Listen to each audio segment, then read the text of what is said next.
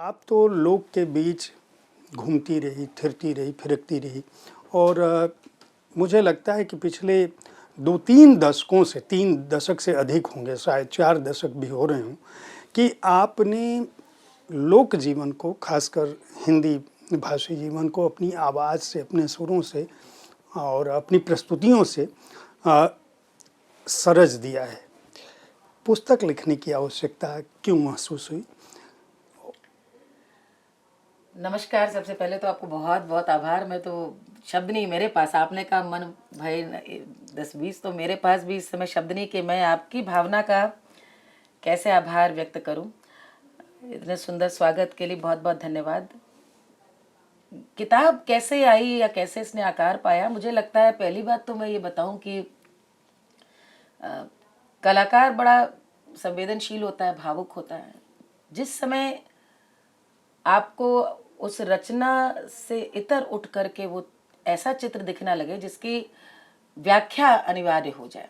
मुझे हमेशा से लगता रहा कि भारत के लोक जीवन में, हमारी संस्कृति में जो गहराई है, उस पूरे जिए हुए जीवन में जो हमारी आपकी माँ ने, दादियों ने जिया है।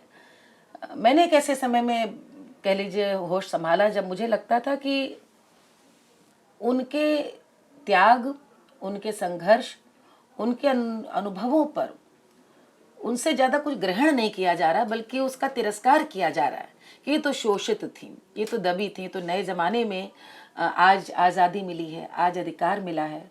अब मुझे कहीं ना कहीं बात कचोटती थी कि हमारी उन पुरखिनों ने पूरे भारतीय जितना जीवन दर्शन है, भारतीय मूल्य है, उस पूरे चिंतन को जिस तरह से अपने लोकाचार में, गीतों में, कथा कहानियों में, यहाँ तक कि अपनी जो चित्र बनाती हैं, लोक चित्र कथाओं के समय, उनमें जिस तरह से पारित किया था, उसको समझने की दृष्टि नहीं थी नई पीढ़ी के पास। और मुझे कहीं ना कहीं लगता था कि ये बात मैं मंच पे एक गीत के माध्यम से तो कह रही, क्योंकि आपने देखा है इस किताब में गीत ही हैं जो उस कहानी को आगे ले जा रहे हैं, लेकिन इन गीतों की जो कथा है और उन कथाओं के पीछे के अनुभवों की जो थाती है, वो कहे नहीं है, वो लिख करके ही सामने आ सकती है। और वैसे भी आप जानते हैं, लोकगीत कथाएं ही हैं। वो एक, आज की भाषा के लिंगों में कहूँ तो स्टोरी टेलिंग है, और कहानी के माध्यम से बड़ी बड़ी चीज़ें हम लोग को बताई गई। मैंने अपने समय में, उस समय ये महसूस करा, वरना आप देखिए शास्त्रीय संगीत सीख करके मैं लोकगीत गाने के पीछे जो वजह थी, वही किताब लिखने की भी वजह है कि कहीं ना कहीं वो जो मैंने दर्शन किया, उस दृष्टि से सभी दर्शन कर सके।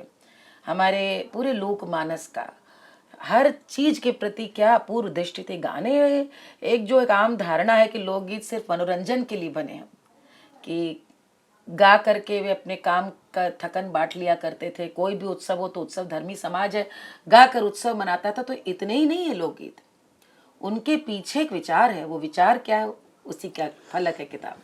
जब इस किताब को पढ़ते हुए कई बातें सामने आती हैं।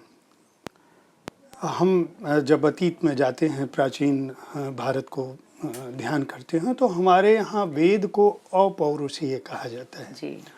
उसकी वजह यह है कि माना यह जाता है, आधुनिक शोध भी और पूरी दुनिया में जो लोग जर्मनी और यूरोप में भी जिन्होंने वेदों का अध्ययन किया है, उनका मानना है कि हमारे पूर्वज जब उत्साह में होते थे, उमंग में होते थे, तो वो अपने लिए एक तरह से उत्सव के साथ साथ अपने इष्ट को भी याद करते थे, और उस तरह से उन मंत्रों की रचना हुई। और वो इसीलिए अपौरुषीय हैं कि उन्हें किसी कालखंड में बांधा नहीं जा सकता।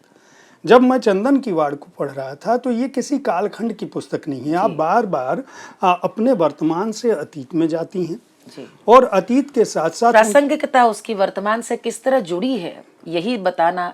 और मुझे लगता है वो लोक जब बोलते हैं, उस लोक में चीज देखिए, मेरा अपना विचार है, हर युग में, हर कालखंड में बड़ी सारी रचनाएं हुई होंगी। वेद और उनकी बात नहीं करी मैं, लोक रचनाओं की, लोक कथाओं की बात करती हूँ। मुझे लगता है कि कितनी चीजों में पारित आगे वही गई होगी, जिसे कि आज कई समाज ने एक स्वीकृति दे दी, ये आगे बच्चों को सिखाओ, इस कथा को आगे ले जाओ, इसमें सीख है, इस गीत को आगे ले जाओ। तब तो यूट्यूब नहीं था, न इस तरह की लाइक्स थी, न आजकल हिट कराने के पैमाने थे।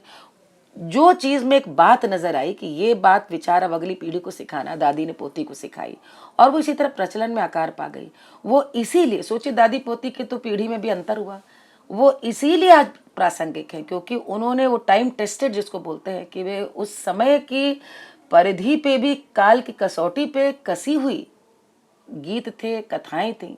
अब इसमें जैसे अभी आप बात कर रहे थे रेलिया बैरन की, अब रेल पर बैठकर जिसका प्रिय चला गया है, ये उस पत्नी के विरह की कथा है सामान्यता देखें, लेकिन पूरा यदि गाने का साहित्य देखें आप, यदि उसकी पूरा मैं कहूँ यदि संदर्भ देखें पूरा क्या है, तो एक सबसे बड़ी बात ये निकल के आती है कि हमारी पूर्वजाओं ने विरह को भी कैसे हंस हंस के काटा, और दूसरा किसी प्रिय के जाने में, प्रिय से विलग होने के भाव में भी प्रिय को कोसने का भाव नहीं, उससे जुड़े सारे चीजों को कोसा जा सकता है।